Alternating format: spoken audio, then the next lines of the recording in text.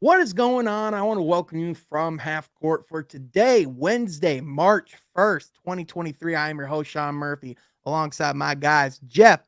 Hi, Freddie. Jeff, what it do, baby? Good to see you as always. Got the hair back. New month, Yes. Hey, Rome wasn't built new in a hair. day. All right. Rome wasn't built in a day. All right. We got some time to work on it. But you know what? I'm doing good. I'm happy. I got my Pistons shirt on. We got Jack here. I'm excited to talk some Pistons basketball, man. Yeah, 100%. Also here, my guy, Troy Sergey. Troy, good to see you as always, my friend. I'm so jealous of you because we've talked about this before on the pod. But for those that don't know, Troy, you live in Indianapolis about what, like 10 minutes from the arena? Yep.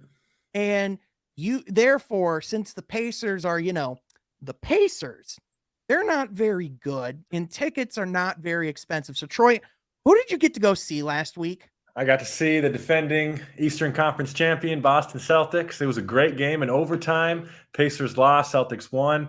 Jason Tatum went off for over 30. Tyrese Halliburton had over 30. Miles Turner had a 40-piece. It was a great game. It was awesome to see guys like Malcolm Brogdon, obviously Jason Tatum, Robert Williams, Derek White. It was just awesome. Marcus Smart, Jaylen Brown, masked Jaylen Brown. And And Troy, was that the game? Was that the game Miles Turner hit like 8 threes? Yeah. And how much was your ticket? $22, a little more pricey than normal. Go yourself. Anyway, also joining us is my guy and also now my teammate, Jack Mother Ellie. Jack, my guy, so good to see you. Thank you so much for joining us because, with you being in Australia, there's a little bit of a time difference. So I appreciate you accommodating, man. Seriously. Thank you so much for coming on. Oh, of course, guys. You know how much I love your guys' content. So, yeah, excited to talk some Pistons. We're now in the final stretch, I guess, of the tank race, close to draft season. So, 20 or so games to go, and I'm keen to chat about it. Yeah, man. The tank brigade is on, and it is real, Jack. I am telling you. And and like I did just say and allude to a second ago, we are now teammates. We both work together at Detroit Bad Boys, and it's kind of a cool full circle little thing, man. I'm really excited for it. Really excited to have you on the pod, and we're gonna be having you on a whole lot more often now, man. And it's gonna be a great time. We have a lot to talk about and dive into, especially now. And I figured, well, who better to bring in than my guy Jack? So, really grateful that you're here and really grateful to everyone tuning in. Be sure you like this video, subscribe to the channel, make sure you share with your friends and join in the conversation in the comment section down below. But also be sure you follow all my guys here on social media. You can follow my guy Jeff at Jeff Iafrady, my guy Troy at Troy Sergey 44, and you can find Jack on Twitter at Jack_Kelly_313. But Jack, you make content more than Twitter. Where else can people find you? Man, yeah, you can just obviously Twitter and obviously just over at Detroit Bad Boys of SB Nation. Normally putting out a couple articles a week. So, just go to my bio. There's a link to all my work. And that's really it for the moment. Yeah, he's doing a lot of good stuff on TikTok too. Be sure you follow him on there as well. But anyway, guys, that's for the plug. Hey, hey, I gave you the platform. I'm like, you're being gracious. I'm gonna do it for you, my guy. But anyway, guys, speaking of the plug, the Pistons have seemingly pulled it on this season. And as we are going down the stretch, as we're recording, the Pistons are currently down 18 to the Hornets in the second quarter. And I'm not saying that they're losing this game on purpose, but what I would say is that it wouldn't hurt the Pistons to lose this game because of the fact that it would essentially put the Hornets 5 games out of reach of the third best lottery odds. So it would essentially guarantee the Pistons having some of the best odds in the lottery this season. So I'm not saying they're deliberately losing because I don't think this team is a we're trying to tank on a given night-to-night basis. But I will say with Jalen Duren's injury, I'm sure they're being way more conservative than they would be normally. I'm sure with Isaiah Stewart's injury, it's the exact same thing. With Bojan, we didn't even know there was an injury to begin with. So like it's almost like a, well, better be safe than sorry. Jaden Ivey has a personal thing. Well, this is a pretty good game to have a personal thing and to not be available for, So I just kind of want to, like get to, I even wrote about this a little bit in a game recap article I did over the weekend where like, the Pistons really do have a complex task to close the season because on one hand, you don't necessarily want to be winning a lot of games, but on the other hand, you don't want to see this team's pride diminish. You want to like see momentum built too. So, Jack, I'll start with you. What do you want to see going down the stretch this season? Are you okay with the Pistons, like potentially like, with this game, like purposely sitting out players to better their chances of the lottery odds? And, are there specific players that you're looking at and are excited to watch going down the stretch? Yeah, for sure. I think for me, it's just figuring out what talent on this roster, like how does it position going forward? So the big thing with the Wiseman trade, at least for me, was James Wiseman, the player, I'm fine with bringing in, but obviously it sort of created a logjam at the 4-5 position. So I think it's trying to figure out how does Marvin Bagley fit alongside Jalen Duren? Can Wiseman play spot minutes alongside Duren? Trying to figure out how that rotation looks heading into next season. That's why when you say, what are you happy with players sitting out? I want to see the young guys playing as much as possible because I want to see how they can all coexist. Like, can Killian Hayes re-find? Like, was that a fluke? I don't believe it was a fluke, that November-December stretch, but I don't know. He's had a rough few weeks since the team traveled to France. Just trying to figure out, well, yeah, what have we got? Continuing to see Jaden Ivey advance as a playmaker. Hopefully Jalen Duren can get healthy because we need to see him alongside all those bigs I just mentioned. So I'm fine with players like Bogdanovic resting. He was due for a rest. He's actually had 2 of his worst games of the season, the past 2. So I think they noted Achilles soreness or something like that. Which by the way, I saw people going, "Oh man, the Pistons should have traded him. We're so screwed." I'm like, guys, it's 2 games at the tail end of the season, just the beginning of the at the end of the All-Star break. Like, guys are rusty. That happens. How do you forget of the first 55 games after 2 bad games? I know. Don't get it. Exactly true. Like, I can't, like, Bogdanovic, yes, it has some frustrating moments, but he has been so goddamn good. Like, he has been massive for this team. He's driven this offense night in, night out.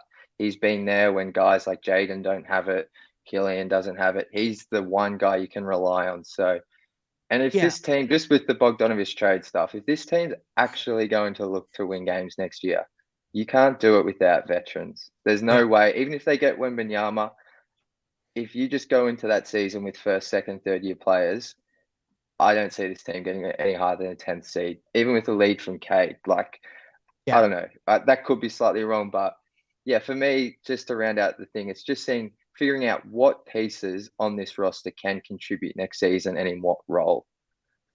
Right.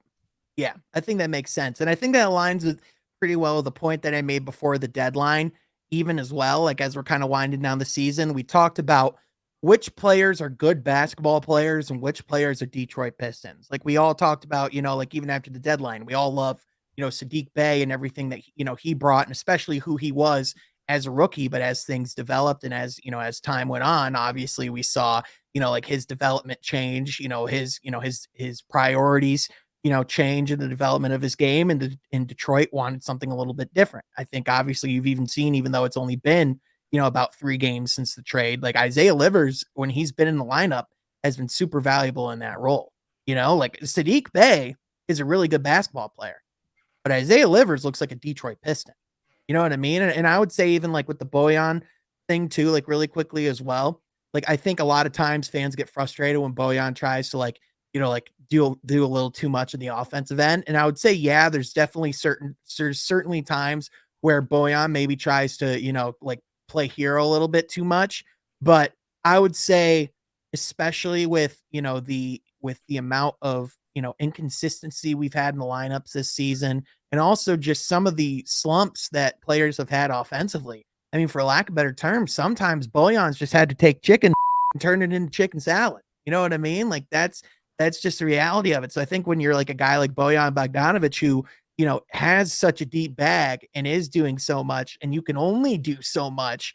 And it's like, all right, I'm putting up like 24, but we're still down by 15. I got to start trying to really pull some stuff deep if we want to get in this game. You know what I mean? Mm-hmm. But Jeff, what are your thoughts? Like, obviously watching this game right now against Charlotte, I know a lot of people are, watching it, and I know it brings up a lot of, bad memories and thoughts of all the losses we've had to the Charlotte Hornets over the years. I know it's rough to see another double-digit loss in a season that's been filled with double-digit losses. But I mean, yet again, it's not like we don't see the lights at the end of the tunnel or the bigger things in the picture. So where's your head at right now, Jeff Iafrate, with that beautiful head of hair that's on top of it? I think Jack nailed it. And it's been something that I've been echoing. We all have been echoing for a couple weeks now is what do you want to see post All-Star break? Well, I want to see who's good, who's a good basketball player, who's not, who's staying here long-term. And you've seen Troy now take on kind of reclamation projects like a James Wiseman, RJ Hampton. I mean, these guys you want to see if they have anything to contribute. Do these guys have a future here? And even post-Saddiq Bey trade, I mean, that's 15 points per game. That's 10 to 15 shots that open up for other guys. And you're seeing the effect of that as well. Ivy had one of his better games of the season right after Saddiq was traded. And now you brought up Isaiah Livers, perfect example. A guy that, was kind of hurting a little bit, taking a back seat with Saddiq Bey, now gets elevated, gets more, playing time, gets more of an opportunity with him now gone. And even for Wiseman, I mean, to open up playing minutes for him to now with Duran's injury to be playing a lot more. I mean, this is really about player development. I think on top of that, the casual fan, I think you could say being more competitive, because I don't know how long people can, I think they've already quit on the season, but sit through some of these ugly losses. You want to see them be competitive, but I'm not going to go as far as to say I want them to win. I think we all understand what the big picture here is, and it's losing and trying to get the best odds of that number 1 overall pick. That's why the game tonight against Charlotte, I mean, the Bojan being out, Duran being out, Jaden Ivey being out, I'm just sitting there going, okay, I actually like it. I don't mind it. Bojan, to me, we know what he is. Like the rest of the season is trying to figure out more of the guys you don't know what they're giving you. Like Bojan, Alec Burks, I know what those guys are. Like, but again, you want consistency in the rotation. You want those guys playing like Jack said. But at the same time, I'm not going to be mad if Bojan sits, because look at how many more shots that opens up for other guys. So again, the big thing to me is just player development. I think Jack kind of nailed it. And that's got to be the big picture. Obviously being competitive would be a bonus, but at the end of the day, you got to find out who's going to be here long-term, because once free agency approaches and you have all that money to spend, you need to know who you're replacing by the end of the season. So getting being more clear-headed with what this rotation looks like next year, I would say is the number one thing. Right. And, we talk all the time, like, a lot of people think that player development or, teams developing is just continuing to, win more and more and more, which, yes, absolutely. Like, you want to see an upward trajectory in that column. But, first of all, when you look at obviously when you look at the context of this season without Cade Cunningham, that's just not, humanly possible. So when you are in this situation, when fit has hit the shan, what do you do? What changes do you make? Like, how do you approach it? And I think, at the end of the day, like I go back and I keep referencing, and we're going to talk about this team more later, but like, the Houston Rockets and the differences of a situation where, you have an organization and a locker room and a culture that is in place. You have a coach that understands player development, that has built programs, that is one of the best program builders in the NBA. You can say what you will about his in-game adjustments, but he knows how to build a culture and keep young guys invested and focused. There hasn't been a single peep of any of those issues in Detroit. The only time I can think of a player outburst in the last 3 years was Hamidou Diallo in Cleveland. And you could even make the argument that was a defining moment in Hamidou's career, and he's been a much better player since that moment, which by the way, Hamidou Diallo, some of the stuff he's been doing in the mid-range of late, like if he can do that on a consistent basis, like, I mean, we need guys who can shoot the three. I'm not sure how inherently valuable it is having 12 guys who all work in the mid-range, but like at the same time, if he can consistently like put in a bucket and do what he's doing on the defensive end as well, that's value, is it not? Right, certainly, and I think I enjoy seeing more minutes in his table the past couple stretches, and I think for me that trio of Killian Hayes, Marvin Bagley, and James Wiseman for me moving forward for the rest of the season is going to be really fun to watch because again we get to see where Marvin Bagley is at, and I'm sure later on in the pod we'll talk about Marvin Bagley's production the past couple of games. But for me, it's exciting to know that I think he definitely has a hunger to him. I think he has some excitement to get back on the floor and to produce good minutes. And Wiseman too. I mean, he's a guy that hasn't played a ton of NBA minutes. If you think about it, he's played a ton of G League minutes, right, in the Warriors system this past season.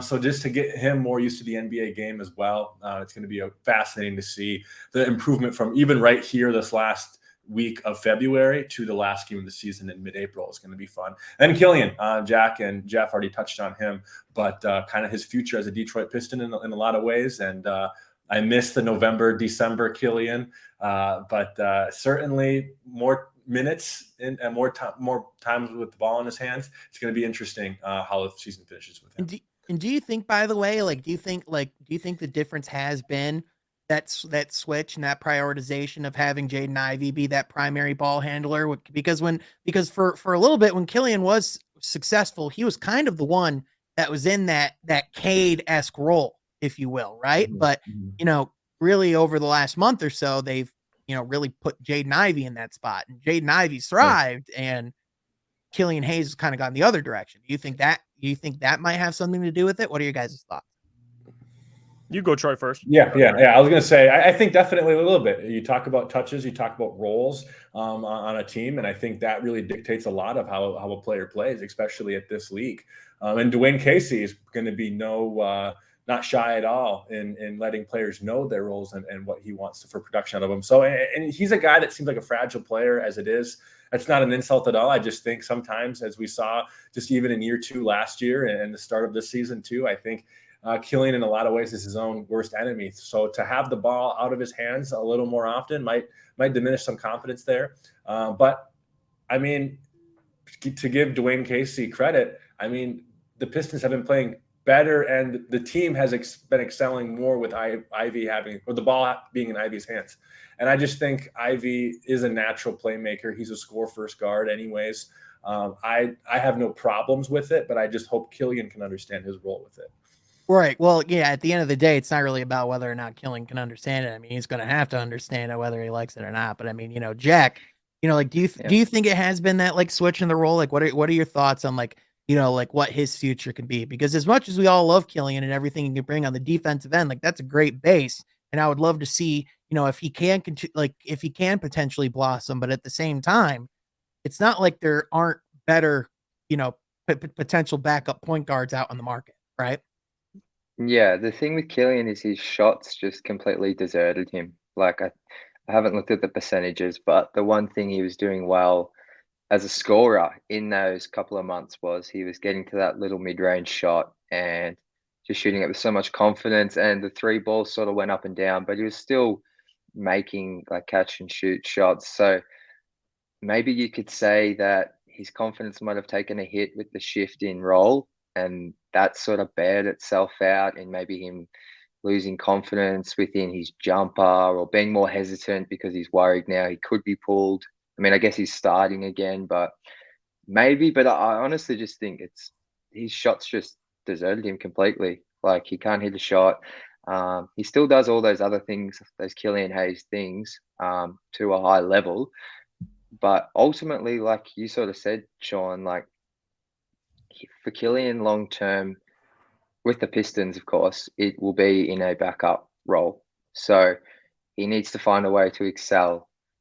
That's why I wouldn't mind seeing Killian go back to the bench, because, I mean, it sort of leads into how we opened the pod with what we'd like to see towards the end of the season and players figuring out their roles long term. If Killian's on the Pistons long term, it's going to be as a backup point guard. So, hopefully in the next 20 games, he can figure it out, stay healthy, and get that shot falling again. Yeah, and it's not to say it's because of the play of Jaden Ivey, but it's because of the play of Jaden Ivey. I mean, listen, he's just shown, I think what he's shown over the last few months as a playmaker, I think we all were high on his playmaking potential coming into the league. I don't know if I personally thought he was going to be that good of a playmaker year one. Like, especially what we saw out of the first 2 months. You know what I mean? Like, not that the first 2 months were bad, but like, I would say that Jaden Ivey is like certainly evolved as a playmaker from game one to now. Mm-hmm. Oh, definitely. Just quickly, so I took a look at. I wrote an article last week, just taking a look at a 10-game sample of when he got handed the keys as the primary initiator, and I think he'd had 54 assists, like 28 turnovers total, but which on paper doesn't look great. But I went back and watched every single one, and about 10 of those turnovers, 10 to 12, were from him mishandling the ball with his dribble, or they weren't attributed to like bad passing decisions. So his passing, if you've been watching the games like we all have, you see the improvement. If you just come and look at the box score, you probably don't. But yeah, he's made some really impressive strides, and like he's looking to pass a lot more now on drives, and which is perfect because the beauty of Jaden Ivey is his first step. Like he'll blow by that first line of defense every single time. There's not many that can stay in front of him. And if now that he's looking to pass more, that's where you see those drop-off passes to Wiseman, or he's hitting cutters. So, yeah, his playmaking, that's been like a real bright spot the past couple of weeks. And he's shown flashes of something that I think Cade does really well. I think SGA is like elite at. Like he has flashes of games where Jaden Ivey is only making the right basketball decision. Like there are nights where he doesn't force a single shot, he doesn't force a single pass. Like every single decision that he makes is based on the flow of the game. There are also times, however, where Jaden Ivey, knows his athleticism, knows he wants to go out and try and ball. Sometimes he can be overeager and he can go and try and drive to the hoop, completely fall on his ass. There's the possession, right? So that's the thing with like young players, is figuring out how to do things on a night-to-night basis. But if Jaden Ivey can get to the point where he's in that mode each and every night, I mean, guys, like all-star ceiling is just the beginning. Yeah. He's special. And I want to bring up Killian for a second, just to talk about that, because I think the role he's in now is as unfortunate as it is to watch him struggle. I think the big thing you could take away is, this role he's in now, it's going to be even different next year when Cade gets back. And I think going to the bench would probably be best for him. But it's just unrealistic to have him in that Cade role for him to play well. Like it's not going to be his role moving forward. This is a role he's going to have to get more comfortable in, playing more off ball. I mean, even if he comes off the bench next year and you have Cade and you have Ivey, those guys are going to play together at times. Like he's going to have to learn to play off ball. So if he's struggling, from three or struggling playing off ball, that's an issue. Like you even look at guys like, just to bring up an example, Marcus Smart, for example. I mean, a guy who couldn't shoot coming into the league. What he learned throughout his time and being in the league for so long, he's developed the ability to play off ball with Jaylen Brown and Jason Tatum. I'm like, as great as a defender as he is, what makes him great is he can play off of those guys and still play well and handle the ball and take turns. So that's the step for Killian, is really being able to play off ball. And you haven't seen it, but you got hope for the kid because we all do root for him. Yeah, and the difference between a guy like, I'm glad you bring up Marcus Smart, because Marcus Smart, you talk about who he is as a player. Mentally, Marcus Smart is fearless. That's a guy that you throw him into whatever situation, you throw him into a wolf pack. You tell him like, hey, you're going to be our 12th guy coming off the bench. Like, hey, you're going to be starting 48 minutes a night. Like, yep, whatever you need me to do, coach. I'll go in. I'll defend insanely hard. I'll do my job. Do whatever it takes to win, right? Like that's just who he is. No one deters Marcus Smart. You know what I mean? Whereas with Killian, we've seen, the mental aspect of the game, and we've seen he has everything physically to be a great NBA player. We have never questioned the physical aspect of Killian's game, but it's the mental things that that stumble, and it's when he makes mistakes on the offensive end. Those can lead to mistakes on the defensive end. He can get in foul trouble. He can do a lot of these things. And now, we get to a point where, Killian's not necessarily shooting at a high volume right now, but since February 3rd, so since the month of February, Killian's been averaging 7.2 points, 6 assists, 2.3 turnovers, shooting 28% from the field and 23% from the 3-point strike. Yeah, you're not making so many rotations. Yeah, like right. Right. Guys, you got to shoot the ball. You got to be able to shoot the ball at a high efficiency. Well, I mean, guys, like what have we talked about with Killian for like almost like Troy, you and I almost like 2 years now. He's just got to be NBA level offensively, man. Just NBA level, just be average, median. If he's that, Killian has a job in this league for 10 plus years at the minimum. And that's got to be in different roles. Like that's the most important thing for, I mean, even any NBA player, guys that stick around for a while, you're able to adjust, even if you're not an all-star player, to be able to adjust in different roles and play at a high level. Like for Killian, that's why I don't have a problem. I mean, yeah, I hate to watch him struggle, but for him to be in this role for the rest of the season, much more realistic for next season. Like that's why I don't mind him being able to play more off ball, because he's going to have to get used to it either way. So I would much rather have that than putting the ball in his hands and then next year just taking it out and being like, all right, figure it out. Like, I don't think that would suit him well either. Yeah. Guys, what's Marvin Bagley's role? Where's his spot in all of this? Because it's so interesting. You know, I read the article, you know, on James Edwards III did on Cade and what he's been doing since he's been injured. And it talks a lot about how active he's been on the sidelines. And one thing that's kind of snuck in there is a quote where, you know, Dwayne Casey talks about how both Marvin and Cade have been really active and how they both haven't, you know, been mentally sidelined, or how they haven't been, you know, really sidelined at all, you know. And like with Marvin, he looked, you know, in game one, he looked energy wise, like ready to go. He looked, you know, hungry to be on the court. A lot of people are like, oh, he looked mad that the Pistons traded for Wiseman. I didn't see it that way. I saw it as a guy that was mad he missed as much time as he did, and a guy that wanted to just build some momentum and, you know, get this new chapter going strong, you know. But at the same time, you know, we've seen with Marvin Bagley, it's a night to night thing. You know, he does that in his first night back. Now 10 minutes in, he's got 4 points, 5 rebounds, 2 of 5 from the field. Like it's just another, you know, kind of like Marvin Bagley's kind of their night, you know? So, and especially with James Wiseman, which by the way, 14 minutes in, he has 16 points. So that's another thing to point out. What in the heck is the plan there? You know, it's such an unknown with James Wiseman. Like I could see him being traded, you know, on draft day. I could see him, you know, being our backup big next year. You know, like there's so many different ways it could go, but at the same time now, you know, there's just this plethora of talent in the front court, and 2 guys in particular. There was this clip that was posted of Wiseman and Bagley both going for like a left hook against Toronto, and it was like someone posted that it was like the Spider-Man pointing meme. Guys, it's uncanny. It's uncanny how similar it is. And I'm just curious what your guys' thoughts are.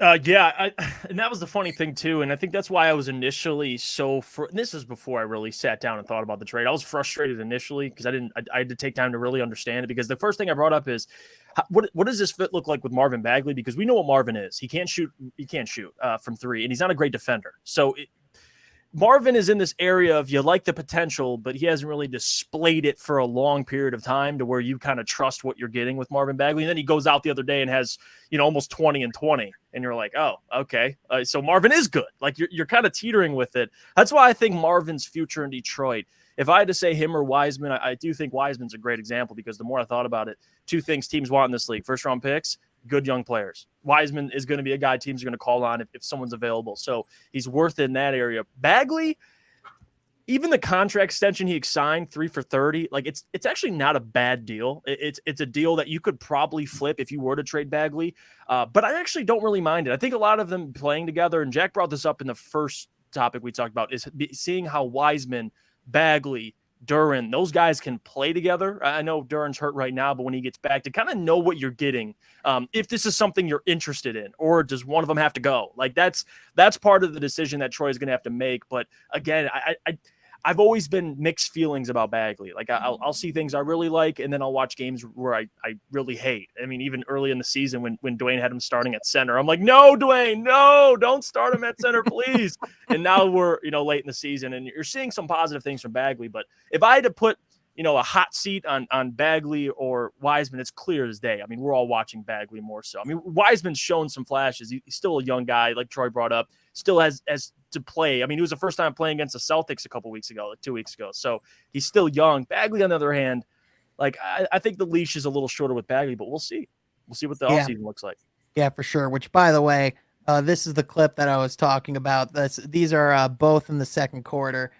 For whatever reason, the internet isn't going to let me do it, so I guess we're not going to show it anyway. Go find it later. It's a really funny clip where literally James Wiseman and Marvin Bagley do like the exact same move in the same quarter. It's like I had to like clean my glasses and go, huh? It's just it's crazy. But I do agree with you, especially like, we talked a lot about, James Wiseman. And I think a lot of people thought that we were just getting Darko Milicic reincarnated. I remember when I initially saw the trade, I believe I called it Marvin Bagley 2 Electric Boogaloo. But obviously I think that was a bit premature. In reality, like James Wiseman was not given much of an opportunity in Golden State, whether it's because of health, whether it's because of circumstances with them wanting to contend. It's pretty clear that James Wiseman, and even when he was playing, he was asked to do a very specific role and fill a very specific niche thing that the Warriors needed. When in reality, in Detroit, he's just allowed to experiment and play his game and go out and get better on a night-to-night basis. And Jack, you actually wrote an article, you do these really good articles, 313 thoughts on Detroit Bad Boys, and you talk quite a bit about his play so far. And I think he's shown so far that a lot of the criticism was, quite unwarranted in the fact that we don't know a whole lot about what this guy can be. Yeah, for sure. I think with Wiseman, the Wiseman-Bagley comp, I think that primarily comes from the fact they're both second overall picks. They're both left-handed. There is some similarities, but there's also a lot of differences. And I think with Wiseman, I sort of highlighted in that article today, with Detroit playing big, so in their past 3 games, they have played big on the interior. Like their rebounding's up, their defense around the rim's up. So I guess it's working in that sense. Just with the Marvin Bagley thing, I think the issue a lot of people have with trying to figure it out is Detroit now have 3 bigs who can't really play together. 3 of the 4 bigs that can't really play together. Isaiah Stewart's the sort of the key guy that can play alongside all 3, but the Wiseman, Bagley, and Durant can't really play them together. So I think that's where people struggle. But I think, Bagley, I don't really have an answer for what that's sort of what I want to see these last 20 games is how he's like, what lineups he's in. Do they play him alongside Wiseman? Like they might be tonight. I haven't watched any of the game, obviously, but he's definitely the odd man out. So it's going to be really interesting in the off season. Like Jeff mentioned, he does have a tradable contract. He is that player you could put in a trade for a veteran back. That $12 to $13 million range, that's a nice contract to have on your books for trades. It's going to be interesting. Definitely keeping an eye on that. Yeah, for sure. With Marvin Bagley, it is interesting because a year ago when Troy Weaver signed him to that contract, it's pretty clear that, he had Marvin Bagley in the plans. Like he was a part of what we're doing coming forward. But it's, it's a pretty abundantly clear lesson that plans can change pretty quickly. And whether it's because of, whether it's not even to the fault of the player's own, like because with Marvin Bagley, it's really just been, he just can't get on the court on a consistent basis. Right. That's just been the problem ever since he's been a Piston. When he's shown flashes, but that's the thing. It's just been all about consistency. When he's been on the court, he hasn't produced the same thing on a night-to-night basis. You kind of wonder which Marvin Bagley you're getting. And then you kind of wonder on a night-to-night basis if you're going to be able to get him at all and when he's going to be on the IR again. So I hope he does get some stretch to, put together something consistent this season. And I hope we get to see a little bit more of where Marvin Bagley's game's at, because I mean, there were points, when he was playing against Toronto, like when he was carrying the ball up in the open court, like the vision's there, man, of what he could be. Like, it's not hard to see why Sacramento selected him number 2 overall. Because if he's that big, who can like who can handle the ball and go up and down the court and just bring it to the hole. And like, if you can have that guy coming off your bench as like a scoring, like a sixth man scoring big, like that can be value. But at the same time, if James Wiseman can do that, but be better on the defensive end and also be cheaper, I'd rather have that too. And just another testimony to show how important these last 20 some games are of the season. And but I think your opening statement, Sean, of either getting traded on draft night or, you know, a solid rotation piece next season, I don't really see a third option. I think you kind of nailed it with those two scenarios, and just seeing which one of those happens. Yeah, for sure. That's fair. And with RJ Hampton, you know, really quickly on him, I don't see him as someone that's in the long-term plans. I think it's someone that we're taking a flyer on down the stretch of the season. You look at what he did in Orlando. I'm not saying that he's a bad player, but you know, I'm not sure about the ceiling on RJ Hampton. He was given a good amount of chances in Orlando, but I mean, another intriguing young prospect to, you know, to give a chance and see at least where he's at right now. And, you know, if there is things that Detroit likes going forward. What were your guys' thoughts? I just like more competition. I mean, I think that's the number one thing too, is guys getting complacent. Like if you bring in RJ Hampton, it's not even about what he has potential wise. Cause I agree with you, Sean. I don't think he'll be a part of the future, but just having a guy out there that is just as hungry, that if you're not playing well, RJ will play, and he's hungry. Guy wants to just have a future in this league. So from that standpoint, I love it. But if we're talking RJ Hampton as a player, I mean, it's funny because you look back at the high school rankings, you have RJ, Isaiah Stewart, like guys that were top of their class, but this is the NBA. This isn't high school anymore. Yeah. So what can you do for me now? I'm not too confident, you know, RJ will be a part of the future, but more guys that want to compete, I love it. It's kind of like the Diallo thing. Like I love Diallo because you know what you're getting out of Diallo. If you give him 20 minutes a night, dude's going to play his absolute ass off. So we'll see what RJ has. I mean, he's got a stretch of the season to show it. Yeah, for sure. Yeah, I don't have a lot to add from what Jeff sort of just outlined, but I think I'm cool with taking flyers on, you know, relatively big guards that can sort of get up and down the floor, a bit of speed, bit of athleticism. I know, like the last 20 games, this is the time to see if he can do anything. There's ample minutes available, like we've seen with the players out tonight. I can assume we're going to have many nights like this across the next couple of weeks. I personally can't wait to see the lineup that is trotted out against the Rockets on April 1st. So I think there's going to be some serious G League lineups that night. But yeah, it's with RJ. Yeah, I'm cool with taking a flyer and just seeing what he's got and a bit of competition.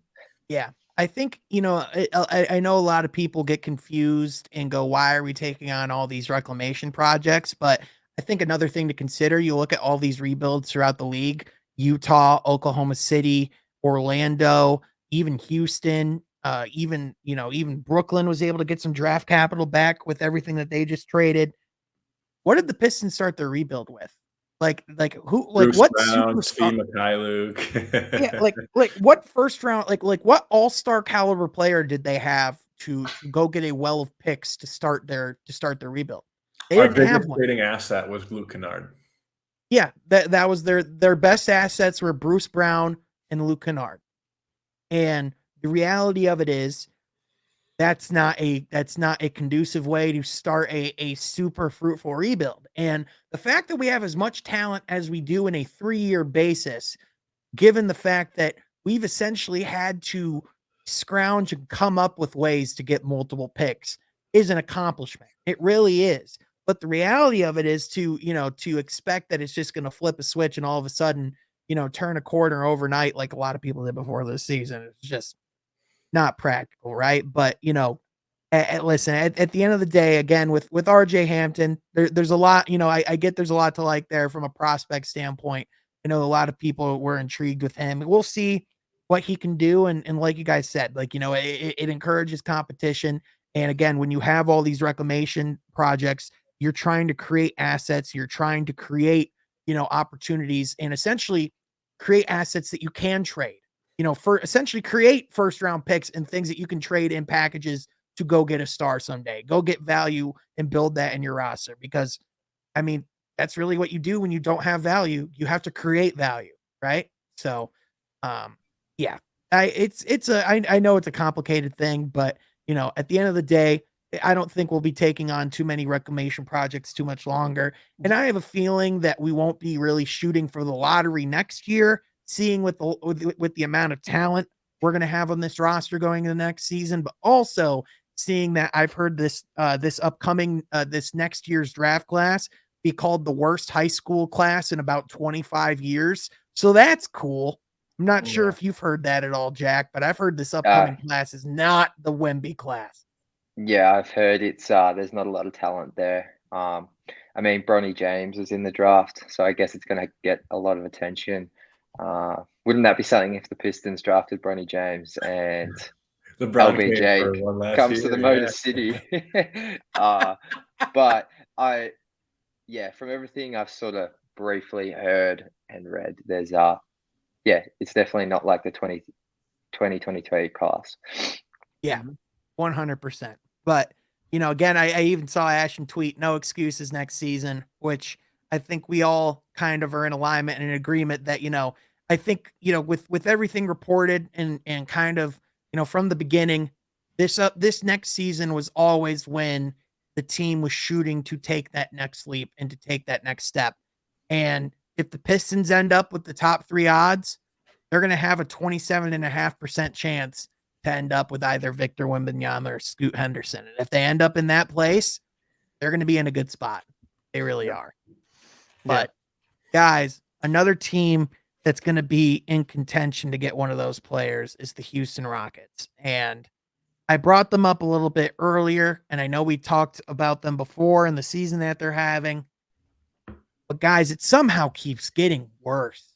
They just allowed 71 points to Damian Lillard the other night. And unlike when Donovan Mitchell scored 71 earlier this season, Dame was able to do it in regulation.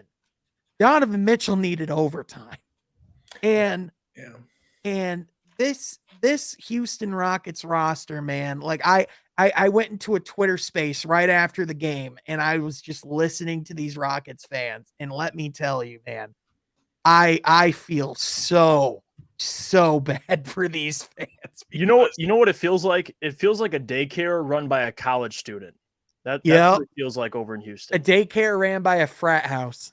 Yeah, like that. Again, Steven Silas, not to disrespect him, but I'm going to disrespect him. Like watching the Houston Rockets, and I can't imagine. I mean, obviously the Pistons suck, so we can't even talk. But from a competitive standpoint, like I've been saying, and we've been saying on this podcast, I hate the fit in the backcourt. Number one, hate it. Kevin Porter, I absolutely hate it so much. Jalen Green, for him to succeed, you got to get him somebody that's solely there to create for him. Like a guy that wants him to succeed, not 2 guys that are shoot first, dominant ball, ball dominant guards. And that number 2 that don't play defense, by the way, along with that. It's a horrible fit. The roster's a disaster. I like some players on the roster, but that's what happens when you don't have veterans in the building, like adults in the room. Like that's a big part of it. The Pistons have a couple of those guys. And of course you have Dwayne, who's the adult of the adults. So that's why looking at Houston, listen, I know our records are similar, but very different situations. I'll say. Right. Well, again, like, with the Pistons is like, if you watch these 2 teams play, it's like the Pistons at the very least, they have a system.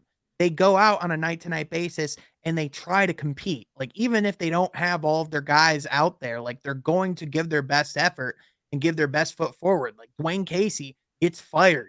He's into the games. And he also, like as we've said, like there hasn't been outbursts. There haven't been, problems that have arisen. Whereas in Houston, all there have been problems and things coming up and latest chapters in this saga. And, for a team to, now, allow another crazy, performance, like there's just a growing list of players who have put up crazy stats against the Houston Rockets. And it's like, when you have a rebuild where, where guys are only getting worse, where the momentum is going down, where the morale's at an all-time low.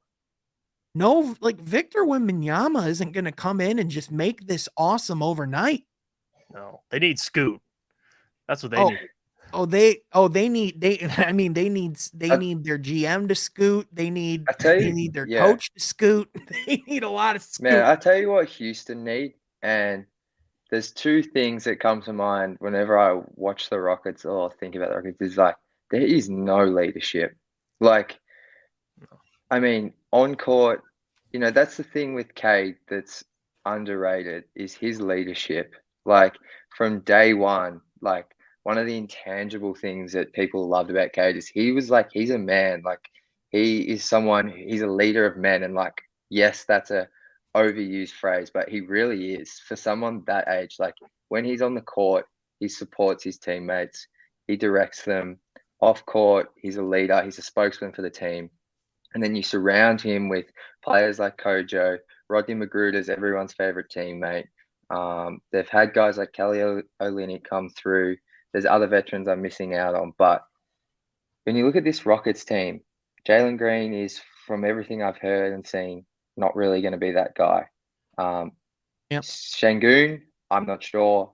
I don't think he's a leader from what I've seen. Kevin Porter Jr., no. Yeah. Jabari Smith. Şengün's the one that has the most potential of what's been shown. But again, he's not exactly going out there putting a clinic on the defensive end either. Yeah. And then you get to the coaching, and Stephen Silas, look, I'm sure there's things he's done correct, but the only veteran he had this season was Eric Gordon, who's now gone. So and didn't want to be there from day one. Yeah, who correct. hated. And I don't think I ever saw him crack a smile. So like, and then you look at the GM, like it just feels like there's no leadership. And then you've got your owner out in public saying, pray for Victor. It's like, I don't know, man. Like, I guess it's funny, but at the same time, when your team's doing this poorly, it just looks like so bad. I don't want to. I'm professional. Like, yeah. And then, sorry, just to finish my little rant. And then the other thing is, you look at their drafting, and it's like, I still think Jalen Green and Jabari Smith can be great players in this league, but you took Jalen over Evan Mobley. That's tough. And then even Franz Wagner would have been awesome for them. I mean, even Scotty, like who knows? So, and then this season, I mean, they took the right guy at that position at the time in Jabari Smith, but a lot of people thought they were going to get Paolo or potentially Chet. I think Chet was all those OKC, but you know what I mean? So it's just a tough situation. So, and I'm not saying the Pistons, they're drafting, everyone's going to turn into stars, because the likelihood is they won't. But I just think the leadership there is just, it's hard to watch. Right. Well, I think you've seen, with Tom Gores, an owner who's matured and an owner who's evolved. Like there's, there were, like we all know the incidents, like with, like the post-game interview with Andre and things like that. But like in all seriousness, like Tom Gores evolved as an owner and as a person. Like he changed his style of leadership. He changed his approach of how he wanted this team to, to proceed. And he gave the right people the keys and the direction to go forward. Whereas with the Houston Rockets, when Tillman Fertitta came in and bought the Houston Rockets, it was in the midst of, Houston's run they were on. And then all of a sudden, they went and just traded for Russell Westbrook. They've just been scrambling and making moves each and every offseason. They fired Mike D'Antoni, and they were trying to find a coach to come and replace and like kind of reboot this Houston thing. But then, James Harden was forced out. I mean, Stephen Silas came to coach Russ and James Harden. That's where he came in. So he was never a coach that was seen as a rebuilding coach. He was known as a well-respected assistant, a guy who's been in NBA locker rooms for years. Obviously, his dad was really well-respected, but he's not a program builder. He's not a developer of players. And it's very clear that the lack of that vision and that leadership from the top down. Like I'm not saying I don't want Victor Wembanyama to go to Houston because I'm rooting against them. I'm saying I'm weary of a guy like Victor Wembanyama going to Houston because I don't want to see his career be in jeopardy because of that environment. And the environment that's currently there is not conducive to an all-time great career, let alone even just being an all-star. Yeah. Yeah, I think leadership's the biggest thing. I think you nailed it, Jack. I think that's the big thing because Jalen Green isn't a leader. We know that. And who are you looking at besides Jalen Green? Like that's the thing when you look at a head coach, and that's why I'm so hard on Steven Silas. I mean, I don't know the guy personally, but you it's not just Steven on lunch. It's what, yeah. Yeah, we could go. And even dating back to Steven's rant in the post-game press conference where he pounded the table and he's like, he got up, was frustrated. That was like a month ago, 2 months ago. And then look at the other night. Like Sengun got benched in the fourth quarter because they kept putting him in pick and rolls. And to be honest with you, if you watch the game, it wasn't even completely his fault. Like it was the rest of the players, but Sengun got benched for that. So it's accountability. It's a lot of different things. And again, that's why you have Cade. I think Jack nailed it. And Eric Gordon, too, was a guy that I thought provided some sense of stability in that locker room to a degree. But with him gone, I mean, you kind of had to move on with contract stuff. But I think they're lacking something now even more without Eric Gordon in that locker room. Right. Well, again, like they lost, like not only was Eric Gordon a super vital piece for them, but PJ Tucker was a very vital, veteran for them in that locker room as well. And, they, ever since, they started losing games, and that John Wall, Christian Wood season really fell apart. This Rockets thing has just been a circus, man. And I have a feeling that, whoever, wherever they end up in the lottery order, especially if James Harden goes back, can you imagine a world where Jalen Green and James Harden are in the same locker room?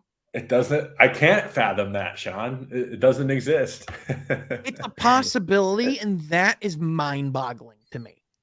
Yeah, I sort of get why Rockets fans would be excited by that prospect, but it just doesn't make a lot of sense. And I'm not even talking from a timeline. Well, yeah, because it's an awesome 2K team.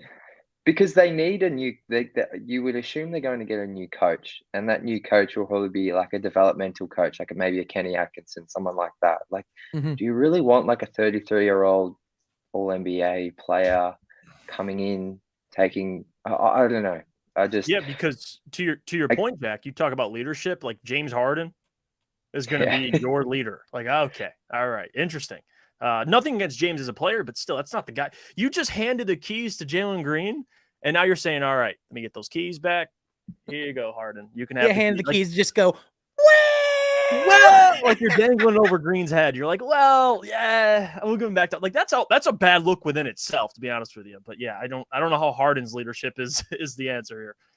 Yeah, I mean, it's just a signal that team's just they're desperate.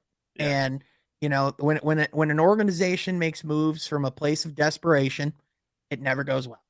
And I think that's just again, it's important to I highlight these things and I talk about these situations because when people look at the Pistons and when they have rough losses and go, man, we're down bad, I'm like, okay, I understand where you're coming from, but believe me, there is much worse, and I mean much worse out there. It's like a relationship. You're like, well, honey, you look at their relationship though. Like, look how bad they're down bad. Like, we're not that bad. Like, come on, guys. It's like, yeah, you could be dating Chris Brown. Anyway, so we're talking about Atlanta now. Yeah, I'm going to hell for that one. Anyway, Atlanta Hawks. So Sadiq Bey has had 3 coaches in 2 weeks. That's got to be a record, by the way. And that's just the Atlanta Hawks. That's not counting the Pistons because he got there. He played 1 game before the All-Star break with Nate McMillan as his head coach. Nate McMillan gets fired a couple days before the end of the All-Star break. He plays 2 games at the interim head coach. And now Quinn Snyder has officially been introduced as the Atlanta Hawks head coach. Guys, I believe 4 coaches in 1 month. Yeah. Yeah, 4 coaches in 1 month. Guys, I believe we talked about Quinn Snyder as a possibility for that job. I do think he was the best coach for that job. But guys, I think it's going to come back to the same thing we've talked about before. they can bring in whoever the heck they want for the head coaching position. Is Trey Young going to buy in now? Like, that's my question. Yeah. It makes me think too, maybe DeJounte Murray is good as great of a player as he is. Maybe he's an insurance policy. Maybe he's an insurance policy on the future with Trey Young. Like you don't know what his future holds. You got DeJounte Murray. But yeah, there's Atlanta to me, and this is why it kind of goes back to what we talked about with having a veteran leadership in general. And Trey and DeJounte aren't veterans, but when they had the interim head coach, I believe they won that game, if I'm not mistaken. Just because they were 2-0. They were 2-0 with the interim head coach. There you go. And by the way, to Saddiq Bey's credit, love the role he's in. He hasn't taken more than 10 shots in any of the games he's played for the Hawks so far. He's just playing a role, and that's what he's asked to do, and he's playing it well. So I'm happy for him. I mean, even in Atlanta, you get Quinn Snyder. He's going to ask them to play defense, and I'm curious with Trey Young how that fit's going to go. But yeah, this is the best coach on the market. I think we agreed there. Besides Ime Udoka, but this is a guy that has no past, no controversial past. You're bringing him in, so I think it's a great move. Yeah, I do think this could potentially be a place for Saddiq to refocus his development and his game, because I think in Detroit he was trying to, focus more on his isolation game and, on like handling the ball. But like, guys, let's be honest, alongside Trey Young, like, first of all, just Trey Young alone, Saddiq's not going to have the ball for more than 5 seconds of shot clock. Throw DeJounte Murray in there as well. I mean, this offense isn't designed, for Saddiq to have the ball for extended periods of time. But also, guys, I was hearing rumblings that Saddiq Bey was wanting an extension of over $20 million a season, Yeah. And hearing that, listen, I love Saddiq, but there's levels to this, and where we're talking about giving that cheddar cheese, like throwing out the bag. I mean, guys, we got to manage our salary cap wisely, and with the trajectory that we saw, I just don't know if Saddiq is worth that money. You think Stan Van Gundy would already sign that deal? Oh, he'd be licking his lips. He's Andre, I found your new number 2. I love it. No, it has something to do with Saddiq we love Saddiq as a person, but yeah, you're talking contractually. That new. Well, and I still think highly of him as a player. It's just when you're talking about who you want to sign long term, and also just listen, Troy Weaver's just drafted too well. The guy's just bringing in too many good players. You know what I mean? It's like I don't want to overpay for Saddiq Bey now and then potentially have the opportunity to lose a guy like Jalen Duren later. You know what I mean? Mm-hmm. Exactly. So yeah, I think with Saddiq, I actually think him going to the Hawks was a better fit than the Warriors, just with the way Saddiq plays. I think on the Warriors he could have maybe struggled just with the way they like to move around on offense, and there's a lot of moving parts in their offense. It's not like the Pistons, obviously. But so I think like when you look at Saddiq, he's pretty much taking half of his shots now from 3. I think alongside Trey, like for all the bad stuff surrounding Trey, like he's going to find Saddiq a ton of open shots on the court. And just with the Quinn Snyder hiring, I think I'm really looking forward to see what he can do. He had a high usage guard in Donovan Mitchell, and Donovan definitely excelled under his coaching. And then you've got bigs like Okongwu. Sorry if I've pronounced that wrong. And Capella, who are like Okongwu. And then they've got some interesting wings. So I think that's a good hire for Atlanta. I really wanted Quinn Snyder at Detroit if Dwayne Casey decided to retire / move on. But I think Saddiq's in the perfect role. And this is the role where he can excel. Maybe not 22 million a season, but he could be around that 10 to 15 million mark in a role like this where he's just shooting threes, playing some defense. So yeah, that'll get you paid, by the way, in the league. Yeah.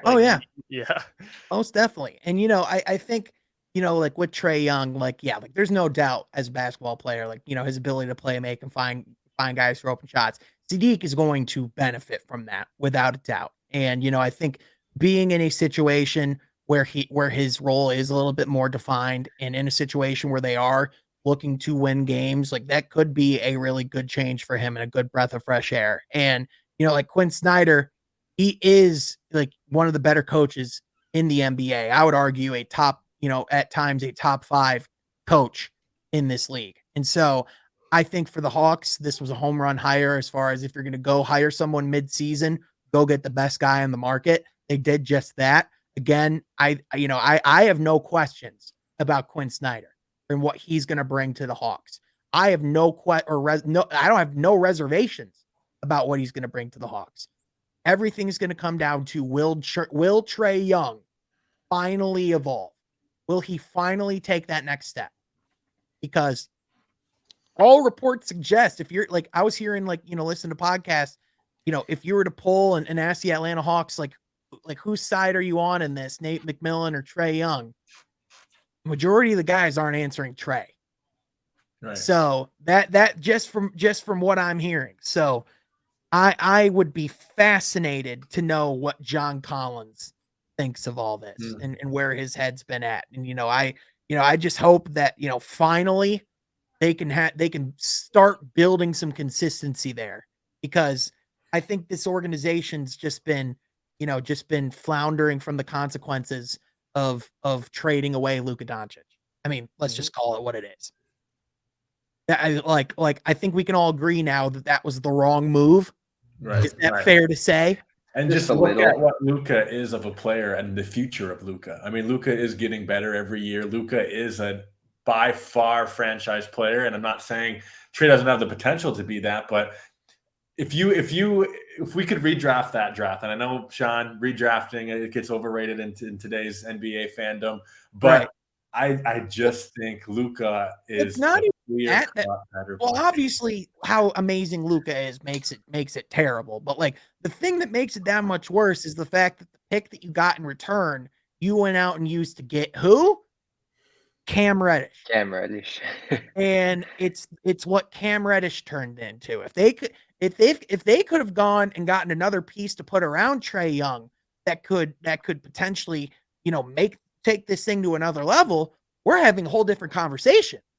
But they got a bust and a player who is all-star level, but do you think he's ever going to be the best player in a championship team? Do you think he's ever going to be the second best player in a championship team? Do you even think he's going to be the third best player in a championship? I don't know. Again, you could say that about quite literally any player in this league, but with the character questions and leadership stuff with Trae Young and the fact that he's now on his 4th or 5th head coach in the league, I think it's a little bit more warranted to ask those questions. Is that fair to say? Yeah, it's fair. Yeah.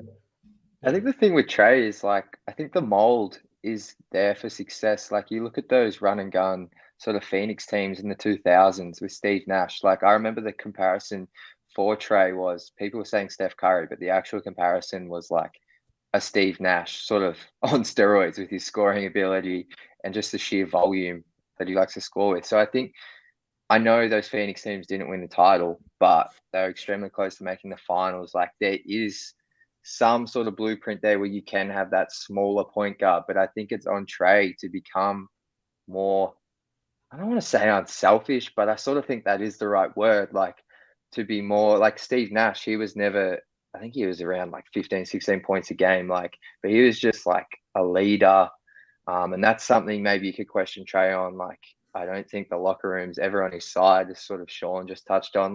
Even amongst the league, I think in the player all-star vote, I think he was way down the bottom, and to someone of his talent, that's telling. I still think Trae can be that second best guy on on a conference finals appearing team, maybe a championship team. I think sometimes we get a bit caught up in can he be the guy on a championship team? Let's be honest, how many championship teams are there? If Trae's going to be, if he can be that guy that can get you to the Eastern Conference Finals, that's pretty darn good. So I think there's something within his attitude or something like that needs to shift. He needs to become more of a leader or something like that, because he's got the talent. We saw him in that Eastern Conference Finals year a few seasons ago. He took down Philly. So yeah, and he did that as the best player. He did that as the best player, to your point, Jack. So I think more of it, and I like the Steve Nash comparison because the difference is Steve is more self-aware. I think even though he still has one of Shaq's MVPs at his house, I think we can all understand that he just was more self-aware. And that's what Trae lacks, like the self-awareness, the accountability, the leadership, everything you kind of hit on. So I think that's next for Trae. We've seen flashes. We've seen him take the Hawks to an Eastern Conference Finals. But again, to get over that hump, I mean, and to your point, I mean, how many guys truly in the league we have that are number ones on a championship team? You probably need like 3 or 4 of them, maybe 5. But again, Trae, I think I still have a lot of hope for him, but still there's a lot of character things that he has to get sorted out. So the reason why I just mentally got sidetracked and completely lost my train of thought was because sometimes I check Twitter and things just tend to happen while we're on the show. And this is one of those situations where, yet again, things happen while we're on the show. And in particular, the Detroit Pistons are playing the Charlotte Hornets, and LaMelo Ball has left the game with what is an apparent non-contact injury. He did a crossover. He fell down. You can clearly see him screaming for pain and then clenching towards the middle to back of his ankle. Man. And on Twitter, I saw a quote where apparently LaMelo said, "It popped. I felt it pop." So, and these Ball brothers can't catch a break. And by the way, this isn't LeBron James. I heard it pop. This is, and I love LeBron, but this might be something serious. I think LeBron's injury compared to this, that doesn't look good at all. Yeah, I don't want to make any, any presumptions, but if that's something with an A and ends with Achilles, that's not looking great. And like you said, man, the Ball brothers just can't catch a break. The latest saga with Lonzo Ball, the guy we talked about, about being out a little over a year ago and him being out for 6 to 8 weeks, he still can't run without discomfort and pain. And doctors are now saying it's something unlike they've ever seen before. Yeah. I mean, guys, what is happening? It makes you wonder, is it a genetic thing? Or I feel like I pay a lot of attention to them when they're at high school. And it makes you wonder, how many seasons of Ball in the Family did you watch, Jack? Be honest. Hey, I'll be honest. I watched far too much. Yeah, same here, dude. Same here. I'm like, it's more than one for me. I hate to say it. I don't know about you guys, but it was on Facebook over here. That's how I was watching it. I'm pretty sure. Yeah, it was on Facebook for us too. Yeah, what a time. But I don't know if they had some unconventional training with LeVar. I got no issues with LeVar, and there was a lot of stuff at the time about him and how he's raised his sons. That's none of my business. And he's raised 3 sons that 2 are in the NBA and 1's on the brink, or arguably on the brink in Jello. But it makes you wonder, what were their training regimes? Because these injuries, man, if that is what we think it is, it's starting with an A for LaMelo. That's some serious injuries, and LaMelo's had a ton of ankle injuries, and I feel like he's been injury plagued. He just hasn't had anything as serious to this point, and hopefully this injury isn't. Yeah. Well, LaMelo is one of these guys where he is so gifted as a playmaker and as a shot creator, and so shifty where his with his movement.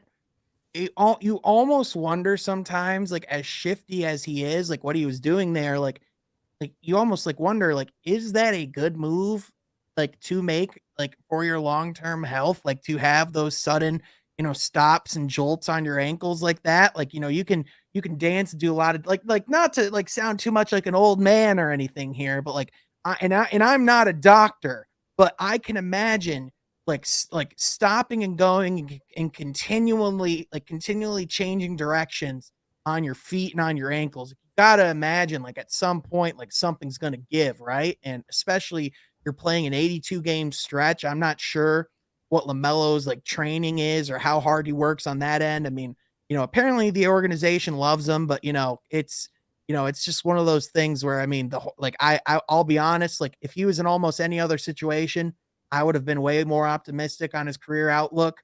He's in Charlotte. Right. Yeah. And, and hoping this isn't anything bad, but if it's indeed an Achilles injury, I mean, guys, this could get very bad very quickly. It's always worse when any player suffers an injury like this late in the season. Like, that's the worst feeling in the world, because now they're going to miss, if it is Achilles, and we don't know yet, but if it is, he would miss the majority of next season. So It's terrible, man. Really is. Yeah, 100%. And, especially for guys like, guards and, like a younger player like that, missing that much time too, how important his athleticism is to his game. You wonder, does he come back the same player? Again, we still have to learn what this even is. So this is all too soon and a lot of conjecture. However, I would be remiss if I didn't bring it up. And I'm sure by the time this episode comes out, I'm sure we'll have a lot more information. And last year, All-Star. I mean, this is a guy that we know what he's capable of when he's firing on all cylinders. So to see this go down, again, like you guys both said, this is basically 2 full years in a lot of ways. Well, if next year he's out for a little bit, that he would be out. And that's just not good for a young player's development. And it's not a great thing. And I'm hard on Steve Clifford. I'm hard on a lot of coaches for some reason. But it's Steve Clifford to his kind of downfall is LaMelo this year, man. His minutes, like, he's only played in like 30-something games. He's averaging almost 36 minutes a night. Like, if we look at just his last stretch of games, 40 minutes, 39 minutes, 41 minutes, 38 minutes. Like, for a team that stinks. And like, I get there's the All-Star break in there, but like, you're just like coming right out of the break hot like that. Yeah. Yeah. Like, off his previous injury, he just came back from. Like, yeah. It's not smart, but yeah, for sure. And again, I was wondering why Steve Clifford was brought back in the first place. I say that every open opportunity I have, just because the Hornets just don't have direction or don't really know what they're doing. If I'm John Boyega, I'm looking at everything going on, and I'm like, I mean, I wasn't doing that bad of a job. I at least got us to the play-in games, but I mean, hey, like, this is just yet another stumble in the life of the Hornets. But go ahead, Jack. I'm sorry, man. I was just gonna say, like, I sometimes think I'm a dedicated Pistons fan, just from being over in Australia. But if you're a Hornets fan, like, props to you, because man, at least the Pistons have a rich history. Like, there's I don't know how people are Hornets fans. Like, yeah, you went through the Bobcats era. Like, 7 and 59, man. Yeah, I mean, guys, let's play a game. Name 5 Charlotte Hornets. Go. I can name him: Adam Morrison, Boris Diaw, Gerald Wallace. I'm Kemba sorry. Walker. No. Current. I'm sorry. You misunderstood me. Name 5 current Charlotte Hornets. I like Mark. Go. LaMelo Ball, Gordon Hayward, Terry Rozier, PJ Washington. Man, I'm at 4, and I'm I was going to say Mason Plumlee, but he's gone now. Mark Williams. I like Mark Williams. There we go. There's 5. I've been watching him just because I liked him before the draft. But, yeah, I don't pay too much attention to Charlotte. We cover the NBA, so, of course, we know the players. But it's – yeah, I get the point you're making, John. Listen. But, like, we are as dedicated as we are in the NBA. Like, I tune in all the time. I could hardly name 5 players on the Charlotte Hornets. I mean, guys, PJ Washington, Terry Rozier, JT Thor, Nick Richards, Dennis Smith Jr., Kelly Oubre Jr. is their second best player. Theo Maledon, James Bouknight. Remember him? Yeah, James Bouknight, yeah. Hey, guys, Pistons legend, Svi Mikhailuk is a Charlotte Hornet. Yeah. Svi, the man from 3. The guy I called, I remember I wrote an article on him back in the day, and I called his ceiling a poor man's Klay Thompson. And you weren't wrong, Sean. No. I was hyped when we got him for that. I think it was in the Reggie Bullock deal. It was. Yeah. And then we traded him for Hami to OKC. Yeah. That trade deadline, we were gearing up for the playoffs. We brought in, I think we got Svi, Thon Maker, and also we signed Jameer Nelson. Yeah. We signed Jameer Nelson too, didn't we? Not that. That was in 17-18. Oh, that's right. That's right. Yeah, because Woj titled it. It was like, the Pistons have won a significant recruiting victory in Wayne Ellington. He was like the gem of the buyout. I remember that. We were all in all having the expectation that the Pistons would go get Mike Conley at the deadline, and all we did was flip Bullock for Svi. I'm still trying to process a poor man's Klay Thompson. He's a homeless Klay Thompson. Yeah. No, I meant when I said poor, I meant poor. I didn't mean like he's broke. I didn't mean college. He's poor. I didn't mean like, I didn't mean they're getting like a decent salary, might get health benefits. No, like this person's going to the shelter and like, please, I haven't eaten in days. like this. Oh, that's all. Yeah, no, broke. I get it. Broke. Yeah, exactly. But Troy, there's no way we got to end these episodes other than going from Mount Rushmore. And what do you have to end this episode for us today? Yeah. Gonna take a quick break on from Mount Rushmore. Not really doing a series here, more having a conversation. Would love to hear conversations, and I would love for each of the four of us to pick a player this past year in the All-Star game, 2023 All-Star. And I want to hear why you think that player, as far as in the next couple of years in the future, is going to be the most intriguing. Now, you can define intriguing, but I'm going to define intriguing as I'm excited to see their legacy. I'm excited to see what they're going to be able to produce in the next 5 years. If they're able to win a championship, period. So to put a bow. Yeah. The All-Stars future you're most excited for. There you go. You define it better than me. I got you. Yeah. I'm going to start just because he's here in the city. Hear about him all the time. Sean made a video dedicated to him, 10-minute long. That's Tyrese Halliburton, guys. I think I'm very interesting to see. This is year 3 with him.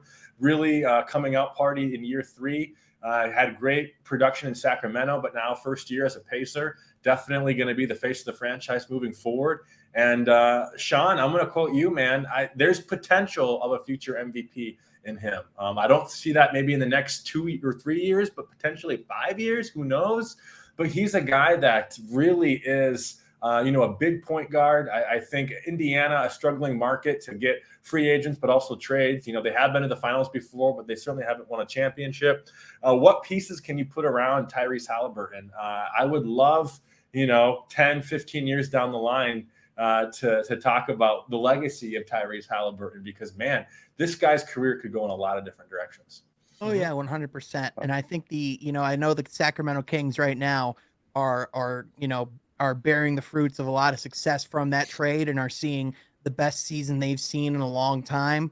I still think that they're going to rue the day that they traded Tyrese Halliburton. I really do. I know Domantas Sabonis has really been great for them, but Tyrese Halliburton has looked fantastic. I'm personally going to go, and this might be a little bit of a boring answer, but I'm going to go with Nikola Jokic, a guy who more than likely is going to win his 3rd straight MVP, a player who, for the first time in really 3 years, is going into the playoffs with a healthy roster. And you look at the roster that he has around him. I mean, guys like Kentavious Caldwell-Pope, Bruce Brown, Jamal Murray, Michael Porter Jr. Like, this is a roster of guys who can play ball, man. And like, and not only that, but this is a roster that's built for the playoffs. Yeah. With Nikola Jokic, we've seen that he's a great regular season player, but it's just come down to not having the players around him to be able to make that push at the end of the season. Now, he's got the help. It's as wide open of a Western Conference as it's ever been. I would argue if there's a year for Nikola Jokic to go win a title, it's right now. Mm-hmm. And so for me, I'm fascinated to see where we view him in the echelon of NBA players over the next 5 years, because he's always in the MVP conversation. He might be, like, other than LeBron, the greatest player as far as elevating the teammates around him. Like, he just makes guys better. That's just what he does. Like, I was listening to a video about this rant that JJ Redick did about Nikola Jokic, just how dominant he is. And he brought up Aaron Gordon is having his most efficient season ever. Kentavious Caldwell-Pope is having his most efficient season ever. Jamal Murray is having one of his best seasons ever. I believe Contavious Caldwell, Bruce Brown is having his most efficient season ever. Like, guys just get better when they play with Jokic. And he's a guy that, he puts up stats, but he never does it to pad stats, never does it for his individual resume. He's just going out there to compete and win games. Yep. And I personally have a hard time seeing Jokic retiring without winning at least one or two. Yeah. And I'm going to go with an obvious one too. But I was trying to think of something creative, but I just need to be honest here. It's Luka Doncic. I mean, we look at the All-Star game and we look at guys who are going to take the torch. Yeah. This is going to be a player that, because again, 5 years, 4 All-Star games. He has almost 60 career triple doubles. He's made multiple All-NBA teams. Like, you look at his 5-year stretch to his career. I mean, there's not too many guys that can duplicate that. So Luka, in my opinion, future MVP winner, multiple possibly as well. And just how great of a player he was coming into the league. I know we talked about him earlier in the Hawks missing out on it. It's unbelievable what he can do. And I think it was ironic to now share an All-Star game with now his teammate, with Kyrie Irving. So I'm interested to see Luka's kind of career projection, because talent-wise, he's good for a couple MVPs and a couple championships, but we'll see. We'll see how kind of like how Dirk ended it, one championship. I hope it doesn't end the same way for Luka, but he's an incredible player. So talk about a 5-year stretch. It's unbelievable. I think Luka showed last offseason or last postseason. We talked before about Luka Doncic. He had the potential to be the best player in the world. Luka Doncic has the potential to be a top 10 player of all time. Oh, no question. Yeah. Like he showed like the fact that he elevated his team and took them that far. And a guy like the last guy that we saw at 23 years old carrying his team through the playoffs that far is Michael freaking Jordan. Like, it hasn't happened in a while, man. So just the fact that this guy has been winning and has been dominating like professional basketball since he was 17. Yeah. I mean, Lucas 16. And he plays 16. All year. He plays typically all year too. He plays in the summer. It's unbelievable. Yeah, Luka's crazy. Like, I still remember watching his rookie season, I think it was 2018, and you could just tell the Mavs didn't make the playoffs, but they were competitive. They were in games, and from day dot, Luka was handling the ball. He was the guy. Dennis Smith Jr. was pushed to the side pretty quickly. Yeah, everyone was like, "Why'd they push him to the side?" Yeah, and then once he had the ball more, it's like, "Oh yeah, that's exactly." Why. And but Luka, there's this presence about him. And obviously we've seen how his career has played out the past 5 years, but from day one, you just knew this guy's special. At that size, just he's so strong. He's just got such a thick frame. He just moves guys around. But yeah, I guess my pick would be SGA with Oklahoma City. Yeah. I'll be transparent. I had to look up All Stars because I just paid no attention. But I don't blame you. But I'm going with SGA, and I think he's having a breakout season. I haven't looked at the odds or anything, but I assume he's a favorite for most improved. Potentially, I could be wrong, but he has to be. He has to be. He's already built to his house. If it isn't him or Tyrese Halliburton, there's something wrong with this world. Yeah, for sure. And just seeing him, there's a lot of chatter about him, maybe and mainly by national media talking about him wanting a trade or he doesn't fit the timeline, all those sort of conversations. And to see him come out he's a shot maker. This guy, similar to Luka and even Tyrese Halliburton. These guys aren't insane athletes, but they make shots. They're so creative. Mm-hmm. They're all pretty good passers. And just with that Oklahoma City core, it's really exciting. And also, to be honest, we want to talk about Cade comparisons. I personally see SGA as there's a lot of similarities in the way they play. When I watch Wings fans, sorry to cut you off, Sean, but very similar players. They play at their own pace, very herky jerky. They get into the middle, teeth the defense and up and unders. They like to back their man down. They're strong, and you've seen SGA take a leap defensively this year, and there's so many parallels between him and Cade, in my opinion. Yeah, I was just gonna say, I think he can there's elements where I think Cade can be another level, and that's what excites me about SGA. Is SGA is awesome. I'm I somehow think Cade can be even better. That's the thing. And that's crazy because SGA is freaking awesome. Yeah, especially from 3.